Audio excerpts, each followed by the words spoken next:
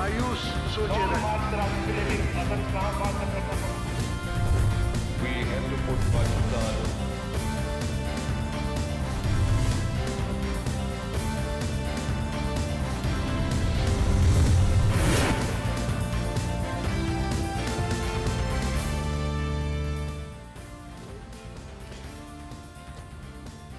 आज से एक साल कबल इमरान फारूक का लंदन में कत्ल हुआ था। MQM के इस बानी रहनुमा के कातिलों को आज तक स्कॉटलैंड यार्ड नहीं पकड़ सकी है।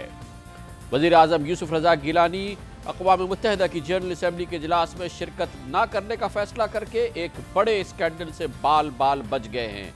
इस स्कैंडल से तो वज़ीर आज़म बच गए, लेकिन उन्हें अब भी हर सूरत में अपने साहबजादे को संभालना होगा। लाहौर में डेंगू मरीज मुसलसल आ रहे हैं। ऐसा लगता है कि पैनिक सिचुएशन है। बुखार के मरीज भी डेंगू को अपने आप को डेंगू मरीज समझते हुए अस्पताल पहुंच रहे हैं, जहां पर अब जगह नहीं है। एक बार फिर डॉलर के सामने रुपया आज अपनी कदर तेजी से खोता नजर आ रहा है। इसके साथ ही बाजार से डॉलर गायब भी हो रहा है। पाकिस्तान क्रिकेट खिलाड़ी मोहम्मद आमिर ने बिलाखिर स्पॉट फिक्सिंग का एतराफ़ कर लिया है। अब सवाल यह है कि सलमान बट और मोहम्मद आसिफ का क्या बनेगा। दिन भर की अहम तरीन खबरों, तबसरों और तज्जियों के साथ आप देख रहे हैं प्रोग्राम आज कामरान खान के साथ। अस्सलाम वालेकुम, मैं हूं कामरान खान। आज ही के दिन एक साल कबल मुत्तहिदा कौमी मूवमेंट के बानी रहनुमा डॉक्टर इमरान फारूक को लंदन में उनके घर के बाहर कत्ल कर दिया गया था। इस कत्ल के फ़ौरन बाद ये ख्याल किया जा रहा था कि क्योंकि ये कत्ल लंदन में हुआ है, इसलिए बरतानिया की शोरा आफाक स्कॉटलैंड यार्ड इन कातलों को ज़रूर पकड़ लेगी।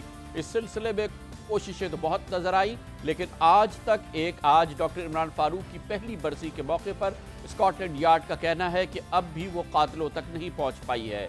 डॉक्टर इमरान फारूक जनाब अल्ताफ़ हुसैन, अजीम अहमद तारिक के साथ उन रहनुमाओं में शामिल थे जिन्होंने मुत्तहिदा कौमी मूवमेंट और उससे पहले all Pakistan Muhajir students organisation की दागबेल डाली थी। डॉक्टर इमरान फारूक जनाब अल्ताफ़ हुसैन और अजीम अहमद तारिक की तरह बानियान में शामिल होते हैं। मुत्तहिदा कौमी मूवमेंट के 1992 के फौजी ऑपरेशन के बाद डॉक्टर इमरान फारूक ने रूपोशी इख्तियार की थी और तकरीबन 12 साल बाद उनकी रूपोशी ख़त्म उस वक्त हुई थी जब वो तकरीबन 2004 में अचानक लंदन में नमूदार हुए थे। डॉक्टर इमरान फारूक हमेशा से कहते थे कि उनकी जान और उनकी तरह से मुत्तहिदा कौमी मूवमेंट के दूसरे बानियान की जानें ख़तरे में हैं। इसका इजहार उन्होंने खुद भी किया था। 92 में मैं घर से निकला हूँ अपने घर से, और आज 14 साल हो गए मैं अपने घर नहीं जा सका। लेकिन मौत बेशक बरहक है, लेकिन अकल भी है, समझ भी है, शऊर भी है। आप मौत बरहक होने के बावजूद आप सड़क पर चलते हुए ट्रैफिक के बीच में तो नहीं चलते। आप अपनी एहतियात करते हैं, तदाबीर करते हैं अपने ज़िंदगी को महफूज करने के लिए और किसी मकसद के लिए। अपनी ज़िंदगी अगर इंसान अपने ऐश के लिए महफूज करने की कोशिश करे तो वो एक अलग बात है, लेकिन अगर किसी कॉज के लिए, किसी मकसद के लिए एक राह इख्तियार की जाए, जैसा कि हमारी खुद की इस्लाम की तारीख में हुजूर अकरम सल्लल्लाहु अलैहि वसल्लम खुद रात की तारीकी में मक्के से निकलकर मदीना हिजरत करके गए, तो वो अपनी जान बचाने के लिए नहीं गए थे, बल्कि एक मिशन, एक मकसद के लिए उन्होंने ये अमल किया। तो ये मिसालें बताती हैं कि इंसान को अक्ल और शऊर के मुताबिक फैसले। डॉक्टर इमरान फारूक अपने 14 साल रूपोशी की वजह बयान कर रहे थे, लेकिन मौत ने उनका लंदन में भी ताक़ुब किया, जहां उन्हें आज से एक साल कबल कत्ल कर दिया गया था। डॉक्टर इमरान फारूक के कत्ल के हवाले से ये ख्याल आम था, मुबस्सिरीन का ख्याल था कि इसके अहम सियासी असरात होंगे। इन सियासी असरात की अब भी गूंज मुसलसल सुनाई देती रही है। डॉक्टर इमरान फारूक केस की कत्ल की तहक़ीक़ात बरतानिया की पुलिस कर रही है। लंदन में स्कॉटलैंड यार्ड इस सिलसिले में तमाम वसाइल सामने ला रहा है, लेकिन अब भी ये केस के इसमें कोई बहुत बड़ा ब्रेक थ्रू नज़र नहीं आया है। लेकिन इस केस के हवाले से पाकिस्तान में मुसलसल ख़ास तौर पर कराची में हर वक्त चेमगोइयाँ और अफवाहें और बेपर की अफवाहें भी मुसलसल देखने में आती रही हैं। इन अफवाहों ने एक नया रूप इख्तियार किया था आपसे चंद हफ्ते कबल, जब ये अफवाह ऐसा लगा कि पूरे पाकिस्तान में जंगल की आग की तरह से फैल गई कि डॉक्टर इमरान फारूक कत्ल के केस में MQM के कायद जनाब अल्ताफ़ हुसैन को गिरफ्तार कर लिया गया है। फिर ये अफवाह आम की गई कि जनाब अल्ताफ़ हुसैन को बरतानिया में या लंदन में नज़रबंद कर दिया गया है। फिर उसके बाद ये अफवाह इंतहाई वसूख से बताई गई कि बरतानिया के कहने पर साउथ अफ्रीका से कोलंबो और कोलंबो से कराची पहुंचने पर 2 लड़कों को गिरफ्तार कर लिया गया है। उन्हें एक खुफिया एजेंसी ने अपनी तहवील में ले लिया है। लेकिन इन तमाम अफवाहों की तरदीद खुद बरतानवी हुकूमत की जानिब से आई, जिसने पहले तो इस बात की तरदीद करी सबसे पहले कि जनाब अल्ताफ़ हुसैन को इस सिलसिले में हिरासत में लिया गया है या उन्हें नज़रबंद किया गया है। इसकी बाकायदा तरदीद बरतानवी हुकूमत की जानिब से हुई। और अब इस बात की भी तरदीद हो गई कि 2 ऐसे लड़कों को जो साउथ अफ्रीका से कोलंबो के रास्ते कराची पहुंचे थे उनको हिरासत में लिया गया है। इस हवाले से भी बरतानवी हुकूमत ने कहा है कि ना ही उसने इस किस्म की कोई मालूमात पाकिस्तान को दी और ना ही उसकी मालूमात पे किसी 2 शख्स को गिरफ्तार किया गया है। लेकिन क्या वजह है कि स्कॉटलैंड यार्ड, आलमी शोराए आफाक, ये पुलिस की तंजीम आखिर क्यों डॉक्टर इमरान फारूक के कातिलों को गिरफ्तार अब तक नहीं कर पाई है?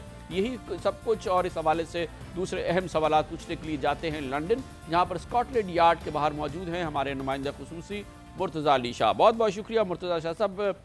स्कॉटलैंड यार्ड के बारे में यहाँ पे ये तस्वुर ये था, दुनिया में भी ये है कि वो बड़े बड़े केसेस को सॉल्व कर लेती है। 1 साल गुजर गया है, उसके बावजूद कोई बड़ा ब्रेक थ्रू नहीं हुआ है डॉक्टर इमरान फारूक कत्ल केस में। कोई आपको निदामत या झुंझलाहट नज़र आती है लंदन पुलिस में? जी कामरान साहब, डॉक्टर इमरान फारूक की वफ़ात को 1 साल गुजर चुका है और उनके कत्ल के बाद से अब तक स्कॉटलैंड यार्ड ने अपनी तरफ से भरपूर कोशिशें जारी रखी हुई हैं कि जल्द से जल्द डॉक्टर इमरान फारूक के कातलों को पकड़ा जा सके और उन्हें इबरतनाक सज़ाएँ दी जा सकें। कल जो बारह बारनेट जहाँ पे इमरान फारूक जिस एरिया में रहते थे और जहाँ MQM का हेडक्वार्टर भी वाक़ है, वहाँ के जो पुलिस कमांडर है उन्होंने एक बहुत इमोशनल वीडियो अपील रिलीज़ की है, जिसमें उन्होंने ना सिर्फ 20,000 पाउंड इनाम का ऐलान किया बल्कि उन्होंने एक बार फिर जो आवाम है, जो लोकल जो वहाँ के जो इनहेबिटेंट्स हैं उनसे अपील की है। जनरली उन्होंने दुनिया भर के लोगों से अपील की है कि जिसके बारे में भी कोई स्पेसिफिक इंफॉर्मेशन हो जिससे डॉक्टर इमरान फारूक के कातलों को पकड़ने में मदद मिल सके, वो पुलिस को जो SO15 जो स्पेशलिस्ट टेररिस्ट क्राइम यूनिट है उसको वो पहुंचाए जाएं ताकि डॉक्टर इमरान फारूक के कातलों को पकड़ा जा सके। इस सिलसिले में पुलिस बहुत जो एंटी टेररिज्म कमांड यूनिट है वो जनरली तो कोई इन्फॉर्मेशन शेयर नहीं कर रहे, लेकिन अगर पूरे जो जितना भी सीक्वेंस है अगर उसको गौर से देखा जाए तो ये बिल्कुल क्लियरली पता चलता है कि प्रोग्रेस स्लो ज़रूर है लेकिन बहुत इफेक्टिव और जामे प्रोग्रेस हो रही है। ये आपके पुष्ट पे स्कॉटलैंड यार्ड का हेडक्वार्टर है, लंदन पुलिस का हेडक्वार्टर्स है। क्या अब तक इन्होंने 1 साल के दौरान मालूमात हासिल की है जिसकी बुनियाद पे इस बात की तवक्को रख रहे हैं कि कातिलों तक पहुंचेंगे? 1 साल की तहकीकात ने दिया क्या है? जी कामरान साहब, इस वक्त तक पुलिस ने एक पाकिस्तानी निजात नौजवान को अभी तक पुलिस ने ज़मानत पर रहा किया हुआ है। मिड नवंबर में उसकी दोबारा पेशी है।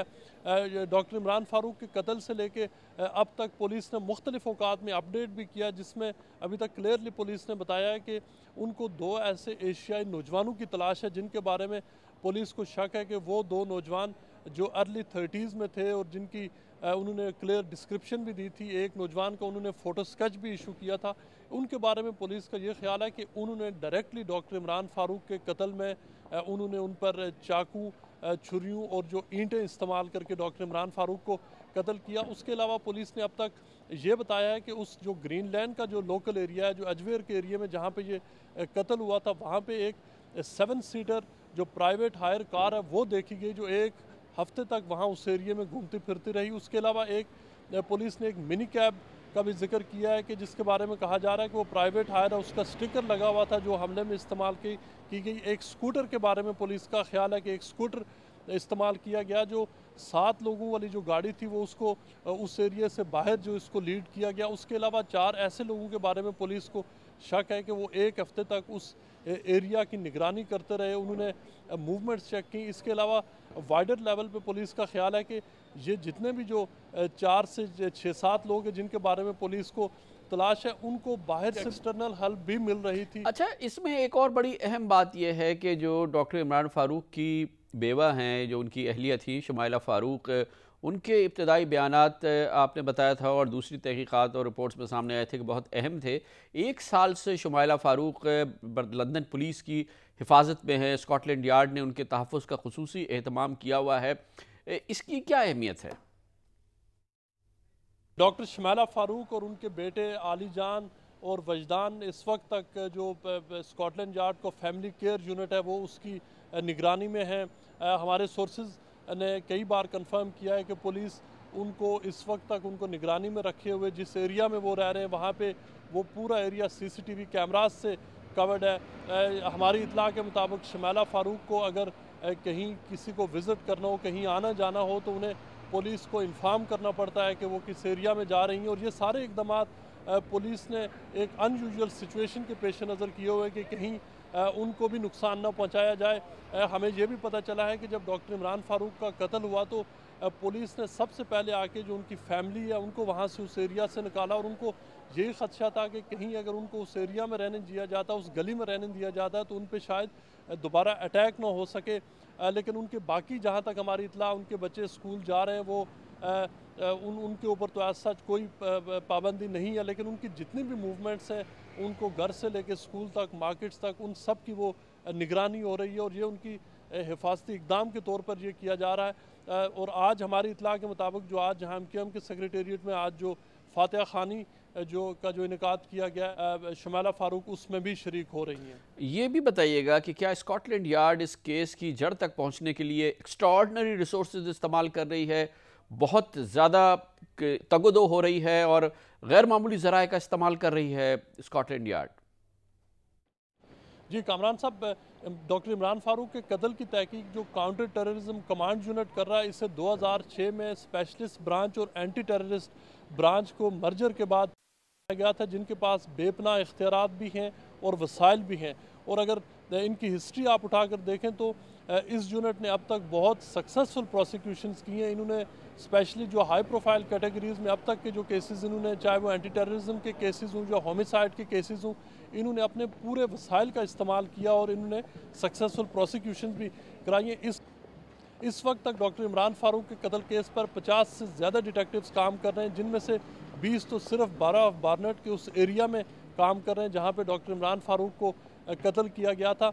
इसके अलावा पुलिस ने अपनी तफ्तीश का दायरा कार इंटरनेशनली भी वो पूरे एंगल को सामने रखे हुए हैं। कल एक डिटेक्टिव ने हमें इंटरव्यू में ये भी कंफर्म किया था कि वो पाकिस्तानी हुकाम के साथ वो बराबर राब्ते में हैं, ओपन चैनल्स हैं उनके साथ, और इस केस के सिलसिले में पाकिस्तानी गवर्नमेंट के साथ भी उनका कोऑपरेशन चल रहा है। और जहाँ तक वसाइल की और डेडिकेशन की बात है, कल की जो पुलिस की प्रेस कॉन्फ्रेंस थी वो पुलिस यही बात कम्युनिटीज़ को, पाकिस्तानीज़ को और जो लोग भी डॉक्टर इमरान फारूक के कत्ल के हवाले से जो दिलचस्पी रखते वो उनको यही और स्पेशली उनकी फैमिली को रीअश्योर कराना चाह रहे थे कि इस केस के ऊपर इसके कातलों को पकड़ने में पुलिस की जो कमिटमेंट है वो 100% है और पुलिस उस सिलसिले में अपनी पूरी लगन, पूरी डेडिकेशन के साथ वो काम कर रही है। बहुत बहुत शुक्रिया मुर्तज़ा अली शाह, स्कॉटलैंड यार्ड के दफ्तर से बाहर से लंदन से हमारे साथ मौजूद थे। डॉक्टर इमरान फारूक की आज पहली बरसी के मौके पर मुत्तहदा कौमी मूवमेंट ने उनकी क़यादत को और उनकी कायदाना सलाहियत को एक बार फिर खराज तहसीन पेश किया और उनके ईसाले सबाब, उनकी रूह को ईसाले सबाब के लिए कराची, लंदन और दूसरे मकामात पर कुरान खानी का एहतमाम किया गया। कमर्शियल ब्रेक और उसके बाद हम आपको बताएंगे वज़ीर आज़म यूसुफ रज़ा गिलानी बाल बच गए। उन्होंने फैसला किया कि वो अक़वाम मुत्तहिदा की जनरल असम्बली के इजलास में नहीं जाएंगे, एक बड़ा स्कैंडल हो जाता। ये स्कैंडल से तो बच गए हैं, लेकिन उनके साहबजादे के बारे में मुसलसल इत्तलात आ रही हैं। वो क्या हैं ये आपके साथ शेयर करेंगे एक इंतहाई छोटे से मुख्तसर वक्फे के बाद। तकरीबन 2 मिनट के बाद हम वापस आएंगे। इसके अलावा आप हमारे आज के प्रोग्राम में शामिल हो सकते हैं। हमारा आज का सवाल है, क्या स्कॉटलैंड यार्ड कभी भी इमरान फारूक के कातिल पकड़ पाएगी? प्रोग्राम में अपना पैगाम भेजने के लिए टाइप करें AKKS स्पेस दीजिए और अपना पैगाम अपने नाम, अपने शहर के नाम के साथ 436 पर भेज दीजिए। कमर्शियल ब्रेक के बाद हम वापस आते हैं।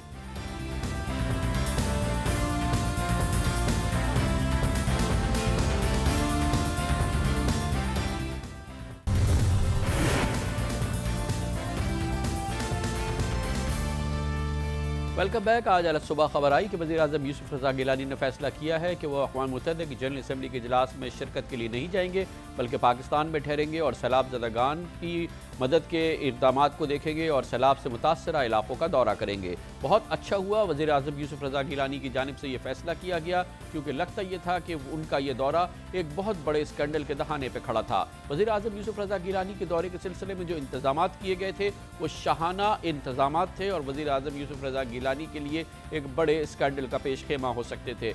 पाकिस्तान में जो आजकल हालात हैं, पाकिस्तान की मईशत के जो हालात हैं, पाकिस्तान से सैलाब मुतासरा जो हालात हैं, इस वक्त उन हालत में वज़ीर-ए-आज़म यूसुफ रज़ा गिलानी का ये दौरा और उसके जो इंतज़ामात किए गए थे वो आंखें खोल देने के लिए काफ़ी थे। मिसाल के तौर पर इंतज़ाम के तहत ये फैसला किया गया था कि वज़ीर-ए-आज़म गिलानी को 80 रुकनी वफ़द के साथ न्यूयॉर्क में अक़वाम मुत्तहिदा की जनरल असम्बली के इजलास में शिरकत करनी है। वज़ीर-ए-आज़म ने अमरीका दौरे के लिए ख़ानदान के अपने पर्सनल ख़ानदान के 5 अफराद को शामिल करने का फैसला भी किया था, जिनमें अहलिया फौजिया गिलानी, 2 बेटे, बेटी फ़िज़ा गिलानी और नवासा भी शामिल थे।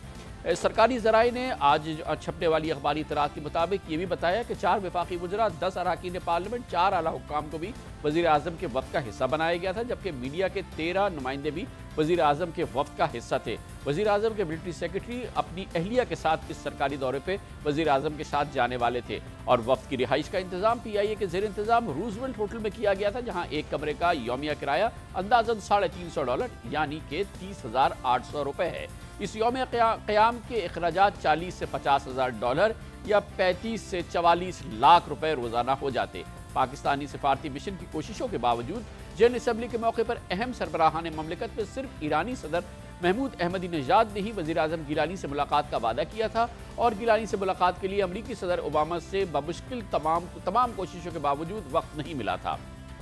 इस तमाम सूरत हाल के सामने के आने के बाद आज सुबह वज़ीर-ए-आज़म यूसुफ रज़ा गिलानी की जानिब से ये ऐलान आया कि उन्होंने ये दौरा मनसूख कर दिया है और अब वो न्यूयॉर्क नहीं जाएंगे, बल्कि सैलाब से मुतासरा इलाकों के लिए जाएंगे। ये अच्छा एहसन फैसला है वज़ीर-ए-आज़म ने और वज़ीर-ए-आज़म के गैर मुल्की दौरों पर उनके स्टाफ को और ख़ुद उनको भी इस बात को यकीनी बनाना चाहिए कि वो शाहाना अखराजात नज़र न आएँ और इंतज़ामात नज़र न आएँ जो किसी सूरत में भी एक तीसरी दुनिया के मुल्क के वज़ीर-ए-आज़म को ज़ेब नहीं देते। इसके साथ ही वज़ीर-ए-आज़म को एहतियात की भी ज़रूरत है। इससे पहले भी इस प्रोग्राम में हम कई बार कह चुके हैं कि वज़ीर-ए-आज़म को जो एहतियात करनी है और जो उन पर लाजिम है, उनमें न सिर्फ ये कि उनको अपने इख्तियारात को एहतियात से इस्तेमाल करना है, उन्हें अपने अहले खाना को भी समझाना पड़ेगा। बारहा जिक्र हो चुका है वज़ीर-ए-आज़म के साहबजादे का अब्दुल कादिर गिलानी, जो कि मेंबर भी हैं सूबाई असम्बली के और इस वक्त वज़ीर-ए-आज़म के करीबी और अहले खाना में सबसे बाअसर समझे जाते हैं। आज के अखबार द न्यूज़ में अखबार द न्यूज़ के editor news investigation Ansar Abbasi की खबर शाया हुई है,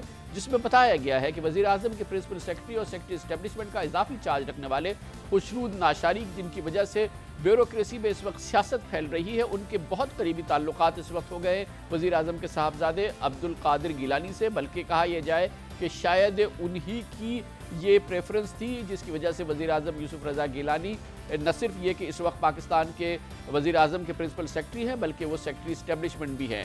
इत्तलात के मुताबिक मंजूर नज़र अफराद की मुंतखब ओहदों पर तकर्रुरी के लिए वज़ीर-ए-आज़म के गिलानी के साहबजादे अब्दुल कादिर गिलानी के अहकामात पर मबनी पर्चियाँ मुतल्लिक़ा अफसरान को अब भेजी जा रही हैं।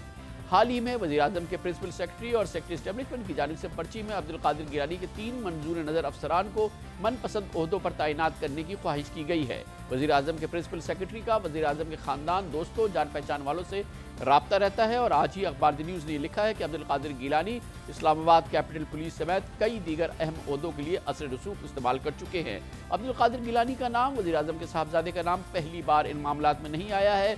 पूरी कौम जानती है कि हज करप्शन स्कैंडल में जनाब अब्दुल कादिर गिलानी का नाम बहुत तफसील से आया था और उसके साथ ही वज़ीर-ए-आज़म के उस वक्त के एक करीबी साथी और अब्दुल कादिर गिलानी के दोस्त जैन सुखेरा का नाम भी आया था, जिनके बारे में बाद में पता चला कि 3 जाली डिग्रियों के बावजूद उन्हें वज़ीर-ए-आज़म के हुक्म पर इंफॉर्मेशन टेक्नोलॉजी की मिनिस्ट्री में मुशीर तयन किया गया था और अब जैन सुखेरा का नाम सामने आया हज करप्शन स्कैंडल में और पता चला कि वज़ीर-ए-आज़म के साहबजादे और हज करप्शन स्कैंडल के सेंट्रल कैरेक्टर यानी कि उस वक्त के डायरेक्टर जनरल हज के दरमियान वो ब्रिज का किरदार अदा कर रहे थे। इसी दौरान सुप्रीम कोर्ट ऑफ पाकिस्तान में ये बात भी सामने आई कि अब्दुल कादिर गिलानी के लिए एक बुलेट प्रूफ लैंड क्रूज़र का एहतमाम किया गया था, जो कि मुत्तहिदा अरब इमारात की एक रियासत से उनके लिए पहुंचाई गई थी और इस हवाले से FIA की तहकीकात का हुक्म तो दिया गया था, लेकिन वो तहकीकात कितनी मौसर तरीके से हुई इसकी इत्तलात नहीं थी। NICL स्कैंडल केस में भी अब्दुल कादिर गिलानी की तस्वीर और उनके जो ताल्लुकात थे इस